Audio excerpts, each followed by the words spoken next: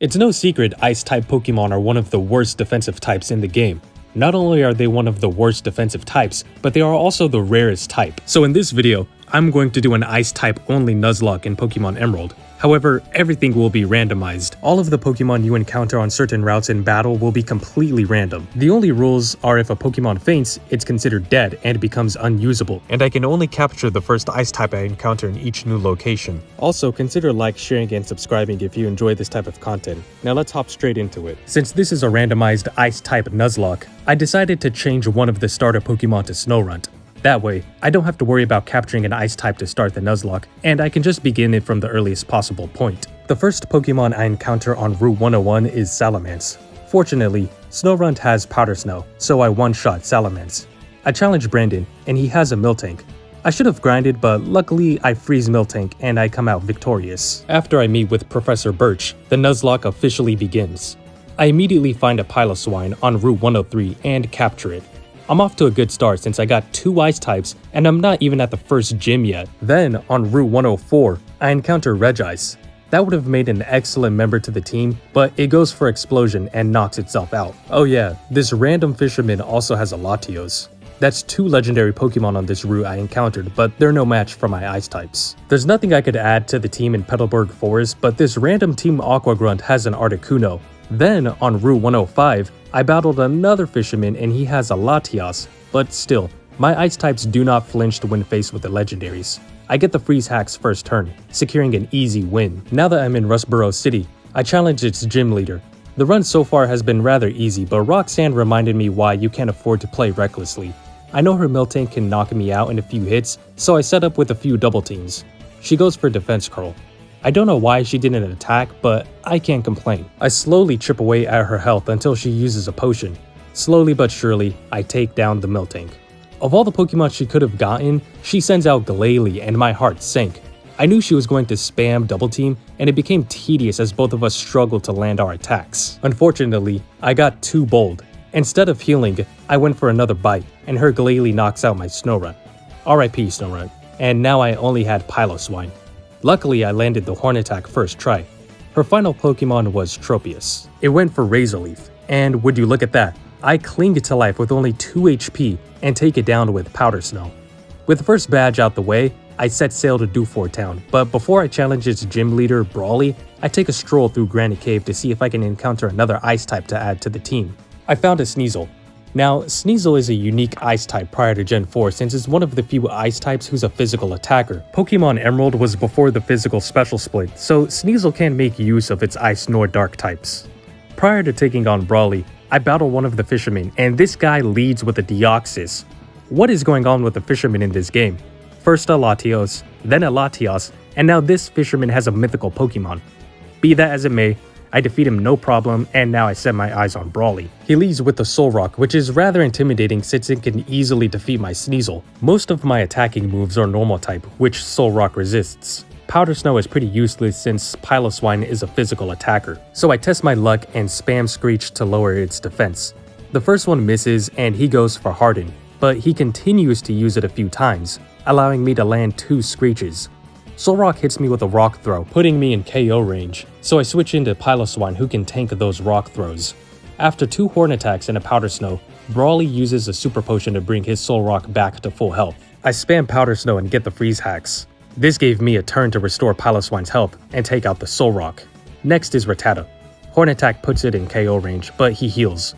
Once it's in knockout range again, I take it out with the Powder Snow. His final mon is Natu. I made quick work of it and took it down after 3 Powder Snows. And with that, I have claimed my second gym badge. On Route 110, I hit the Mother Lode and encountered Articuno. I'm not going to let this opportunity slip away like Regice did, and I will use every last Pokeball I have to capture it if I had to. Once it's in suitable range, I start chucking Pokeballs and Great Balls at it like there's no tomorrow. Eventually, I capture Articuno in a Great Ball, and I'm feeling fantastic.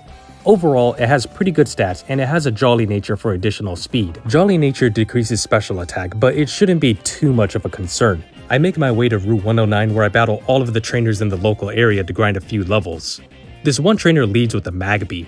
Even though it's a fire type, it's a baby Pokemon, so I handled it no problem. However, their next Pokemon is a Groudon, but my ice types do not flinch when faced with a legendary ground type Pokemon. Another trainer had an Entei, and I was afraid I was going to have to sack one of my Pokemon.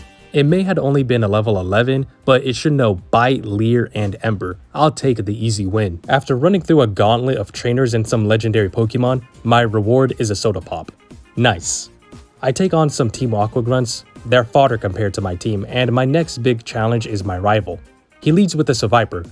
I spam Powder Snow, and he spams Poison Tail. Before I take it down, he poisons me. He sends out Celio, so I send out Sneasel. I lower its defense with Screech before finishing it off. His final Pokemon is Machamp.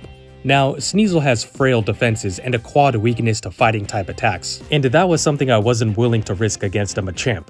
Articuno is poisoned and at low health, so my only option was to send out Piloswine. One Karate Chop takes me down to below half health. Now I'm in quite the predicament.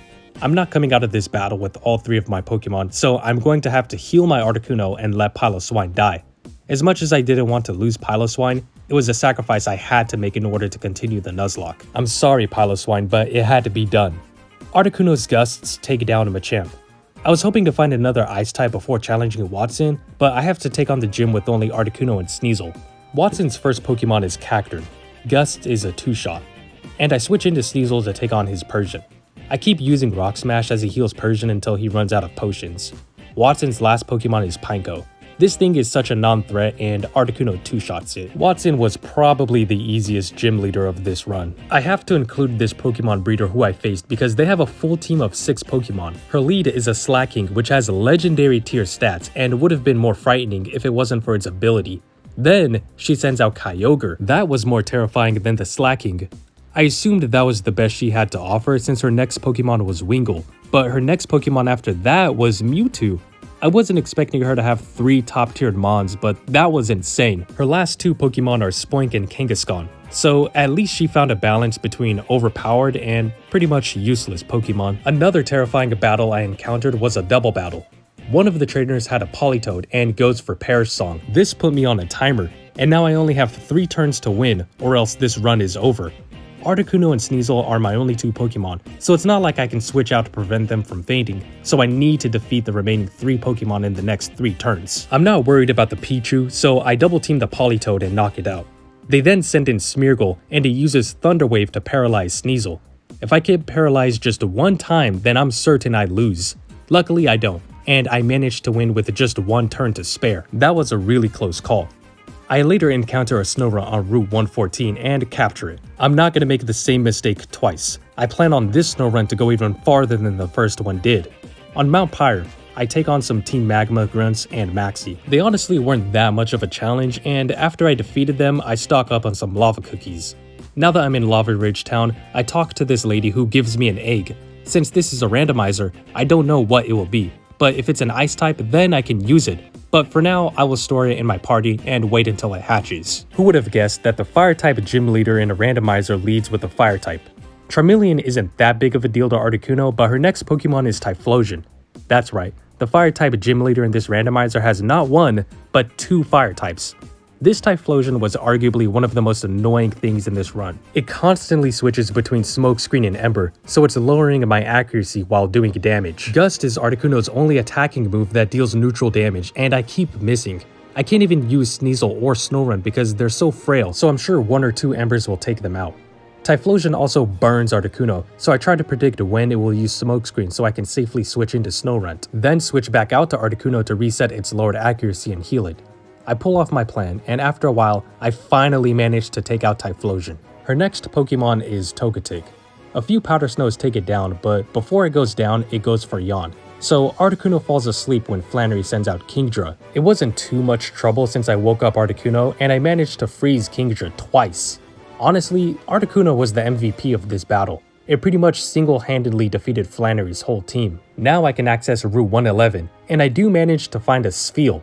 Spheal's evolution line is pretty bulky. It's a water type and ice type, and it can learn Surf, Waterfall, and Dive. This thing is going to be invaluable to this run if I can keep it alive. The egg hatches, and would you look at that, it's Chansey. Unfortunately, it's not an ice type, so I can't use it. My next move is to take on Norman's gym. 2 trainers in this gym stood out to me. One had a Regice and one had a Mew, but regardless, they both fell to my ice types.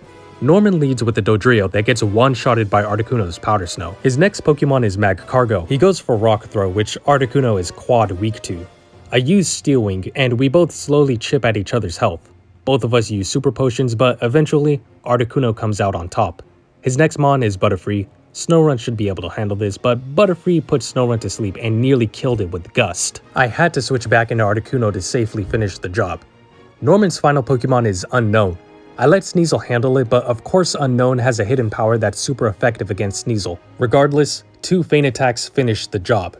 Team Aqua had taken over the Weather Institute, so now it's up to me to finish them off. After all my hard work, I am rewarded with a Dragonair as a gift. Unfortunately, it's not an Ice type, therefore I can't use it. Spheal evolves into Celio, and I find this amusing because I collected half the gym badges already and this is the first evolution on my team. At Route 120, Steven Stone gives me the Devinscope to see the invisible Pokemon blocking my path. It's a Kecleon, but once the battle begins, it's a Regice. I was left speechless, but I didn't have high hopes that I would capture it. I figured it was going to be like last time and it would go for Explosion, but it didn't. So perhaps I actually have a shot. I use Body Slam, hoping to paralyze it, but I don't. But once it's in capture range, it uses Curse, so I encore it and start throwing Pokeballs. By some miracle, I do end up capturing Regice, and now I have not 1 but 2 legendary Pokemon on my team. Since I acquired the Devinscope, I was able to get rid of the Pokemon blocking my path to Fort Tree City's gym.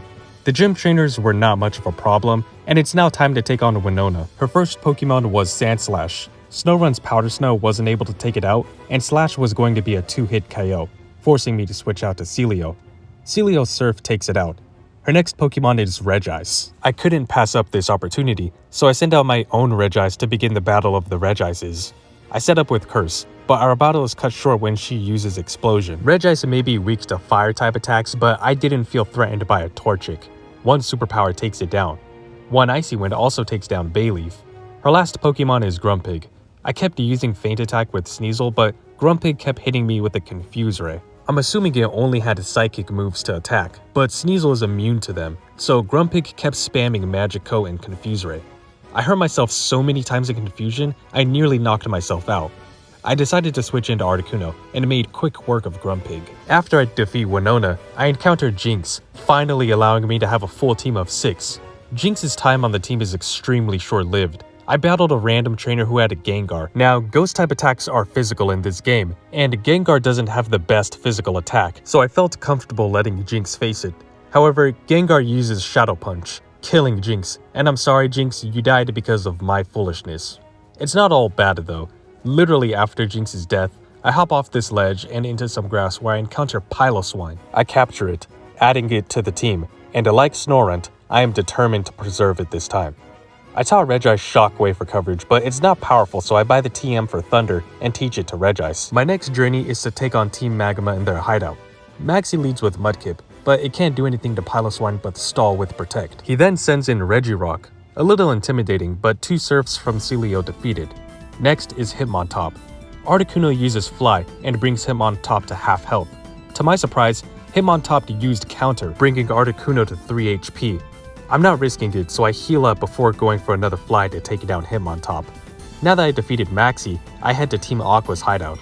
The only one who had me on edge was Team Aqua Madman Matt. He only had 2 Pokemon. The first is Beautifly, which gets one-shotted by Piloswine's Rock Tomb. However, his second Pokemon is Wobbuffet. Now, Wobbuffet has the ability Shadow Tag, meaning whatever Pokemon I send out while Wobbuffet is on the field will be prevented from exiting. I switch between physical and special attacks, hoping I can avoid a counter or mirror coat. It all works out well, and I manage to defeat Wobbuffet unscathed. In Moss Deep City, I take on the gym where I go through a series of double battles until I reach the gym leaders, Tate and Lisa. They have a Grovyle, which is intimidating since Piloswine doesn't want to take a Leaf Blade to the face, but they also have a Deoxys. Most of my team doesn't have anything that is super effective against it, so I send in Sneasel, which is immune to psychic type attacks. I also taught Sneasel Shadow Ball, so 2 Shadow Balls get rid of Deoxys. Sneasel also has Aerial Ace, so I can take out the Grovyle the following turn. Their last 2 Pokemon are Lapras and Lunatone. This should have been a quick victory since Sneasel has Shadow Ball and Regice has Thunder, but it took longer than I anticipated. Lunatone and Lapras are taken to about 1/3 of their health, but they have citrus berries. Lunatone puts Sneasel to sleep, and Lapras goes for the Perish Song. Lapras is paralyzed and is on a sliver of health, but one Hyper Potion brings it to full HP. As hard as I try, my Perish count falls to 1, so I'm forced to switch out to Celio and Snorunt. Celio's Surf takes down Lunatone, but Lapras is still kicking. That is until its Perish count falls to 0, securing me the victory. One of my favorite battles in this run was Stevenstone and me versus Team Magma Adamant, Tabitha, and Maxie. They send out Ludicolo, and Maxie sends out Kyogre. That's right, Maxie sends out Kyogre. Maxie may be trying to get his hands on Groudon, but he has Kyogre on his team. It may not be what he's looking for, but he's doing far better than Archie if you ask me. I keep spamming a Thunder with Regice, but I'm not doing as much damage as I had hoped. Eventually, Ludicolo goes down, and their next Pokemon is Wailord. The fact Team Magma has so many water types on their team I find hilarious. Thunder nearly KOs Wailord, leaving Skarmory to finish it off. Next up is Butterfree, which dies after one Thunder. I can now focus on Kyogre, and we make quick work of it once we gang up on it. Their last Pokemon was Donphan, which goes down after 2 Icy Winds. Archie was a lot easier than Maxie. He leads with the Ditto and has to waste a turn to transform. I outspeed it the next turn, so Archie sends out Blaziken. Blaziken threatens my whole team, so I switch into Celio. I'm a little afraid if it will go for a fighting type move, but it goes for Blaze Kick, and I use Surf. His final Pokemon is Wailord, the most befitting Pokemon for his team, but regardless, it goes down after 2 Thunders. Now that Groudon and Kyogre have awakened, it's up to me to travel to Sky Pillar and send Rayquaza to quell the 2. The crisis has been averted, so I can refocus on taking on the final gym in Sootopolis City. I know how to clear the path to get to Juan without having to fight any of the trainers, but I use this opportunity to train. Snorunt evolves into Glalie. Finally, it's not so frail anymore, and it can hit harder. Once I decide to take on Juan, he leads with an Execute that gets one-shotted by an Aurora Beam. Next is Raichu. One Earthquake from Piloswine knocks it out. Juan also has a Blaziken, but it's a little bulkier than Archie's. It survives a Surf, so he switches into Cacnea. That doesn't matter though, since it doesn't stand a chance against an Aurora Beam. I thought an Aurora Beam at Blaziken's health would knock it out, but all it does is put it in close enough range for a Hyper Potion. Surf still doesn't knock it out, so Juan uses another Hyper Potion. I have to use 2 more Surfs to finally knock out Blaziken. Lastly is Metagross. It's a risk to send out Piloswine since a Steel-type move would do some serious damage, but I have Earthquake.